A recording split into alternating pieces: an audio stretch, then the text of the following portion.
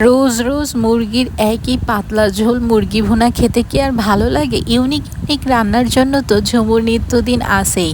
আসসালামু আলাইকুম এভরিওয়ান, কেমন আছেন সবাই? এখানে নিয়ে নিলাম 1.5 কেজি ওজনের একটা সোনালী মুরগি। মুরগিটা কিন্তু বেশ বড় ছিল। এখন এটাকে সুন্দর করে কেটে ধুয়ে পরিষ্কার করে পানি ঝরিয়ে নেব। এখন একটা গামলাতে দিয়ে দিলাম বড় বড় চামচে 2 চামচ টক দই। এখন এইখানে দিয়ে দেব পেঁয়াজ বাটা 2 চামচ, দিয়ে দেব 1 চামচ জিরা বাটা, সাথে ধনে বাটা, আর সাথে ছিল আদা বাটা, আর একটু পরিমাণ আদা বাটা দিলাম। 1 চামচ দিলাম রসুন বাটা। এখন দেব 1 চামচ ঝালের গুঁড়া, মনে হচ্ছিল একটু কম হবে তাই আবার দিলাম পরিমাণ মতো লবণ। আর চিকেন গ্রিলে কিন্তু অবশ্যই সরিষার তেল ব্যবহার করতে হবে। দিয়ে দিলাম একটু সামান্য অরেঞ্জ ফুড কালার। অবশ্যই মশলা মাখানোর নিয়মটা ভালোভাবে দেখবেন। দিয়ে দিলাম বাসায় বানানো জিরা গুঁড়া আর রাঁধুনি কাবাব মশলা, আর সাথে একটু দিয়ে দিলাম গোলমরিচের গুঁড়া, আর একটু দিয়ে দেব সয়া সস। অবশ্যই মশলার পরিমাণগুলার সেন্স কিন্তু ভালো থাকতে হবে। এখন সব কিছু ব্যালেন্স করার জন্য এখানে দিয়ে দেবো সামান্য একটু চিনি। অবশ্যই এটাকে খুব সুন্দর করে মিক্স করতে হবে। আর সব সময় মশলার পরিমাণ ঠিক থাকলে রান্না কিন্তু অনেক মজা হয়, সেটা কিন্তু দেখলেই বোঝা যায়। অনেকেই আবার লাস্টে একটু দিয়ে দেব 1 চিমটি লেবুর রস, এক চির লেবু। এখন মুরগিগুলোকে খুব সুন্দর করে একটা কাঁটা চামচ দিয়ে ফুটা ফুটা করে নিতে হবে। হাত থেকে পিছলাই যাচ্ছিল। শোনেন, রান্নার সব থেকে মেইন হচ্ছে মাথায় রাখতে হবে মশলার সেন্সটা। আপনি যতটুকু পরিমাণ সুন্দরভাবে মশলা দিয়ে করবেন, ততই কিন্তু মজা হবে।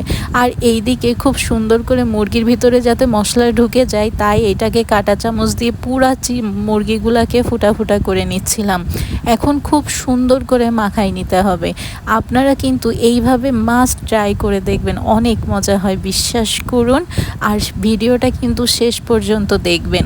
এখন খুব সুন্দর করে মাখানো হয়ে গেলে একটা সাইডে 2-3 ঘন্টার জন্য রেস্টে রেখে দিতে হবে। এখন এইদিকে এটা তো নান, গ্রিল, পরোটা সব কিছু দিয়েই খাওয়া যায়, কিন্তু আমরা তো দুপুরে খাবো তাই পোলাও দিয়েই খাবো আর কি।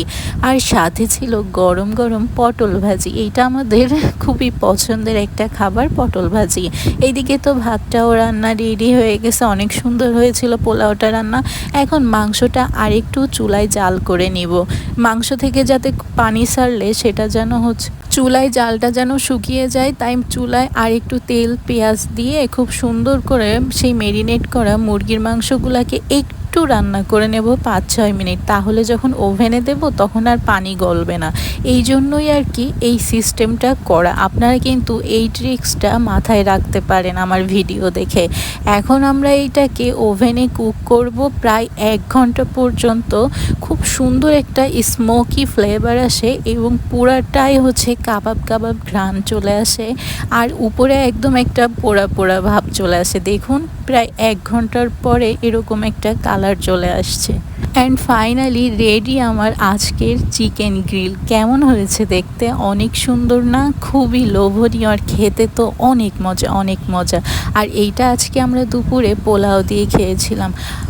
আমার ভিডিও দেখে আপনারা কিন্তু অবশ্যই ট্রাই করবেন বাসায়। আর কেমন হয়েছে অবশ্যই জানাবেন। ভিডিওটা ভালো লাগলে একটু লাইক, কমেন্ট, শেয়ার করে পাশে থাকবেন, অন্যদেরও যাতে দেখতে সুবিধা হয়। ভালো লাগলে একটু কষ্ট করে শেয়ার করে দিবেন। সবাই ভালো থাকবেন, সুস্থ থাকবেন। আল্লাহ হাফিজ।